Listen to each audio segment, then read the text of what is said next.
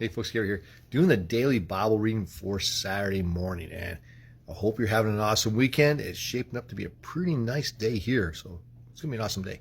Hey, we're doing Psalm 106, and today we're looking at verses 19 down to 23. And this psalm is about it's a historical account of Israel and their walk with God.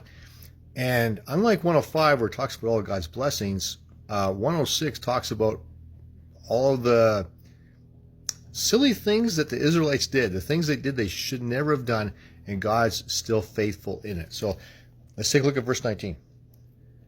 They made a calf in Horeb and worshipped a metal image. They exchanged the glory of God for an image of an ox that eats grass. That's crazy, right? You know, you can read about this in Exodus chapter 32, and it's a good read to see actually what's taking place here. That continues on here. They forgot God, their Savior, who had done great things in Egypt, wondrous works in the land of Ham, and awesome deeds by the Red Sea. So they forgot about God and how he rescued them from the Egyptians.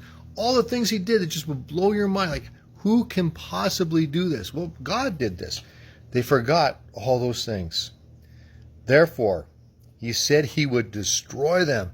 God was pretty ticked. Had not Moses, his chosen one, stood in the breach before them to turn away his wrath from destroying them. So a couple things happen here. One is the people are there without Moses for a bit, and they lose their minds because, Moses isn't here. What are we going to do? We got to worship something. And so they make something to worship.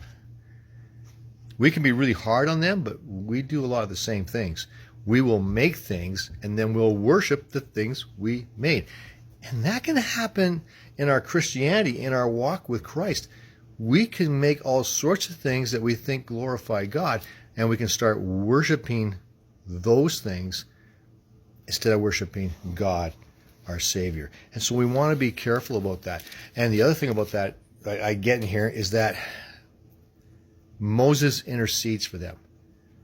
Moses is ticked. He's not happy with them, but he intercedes for them.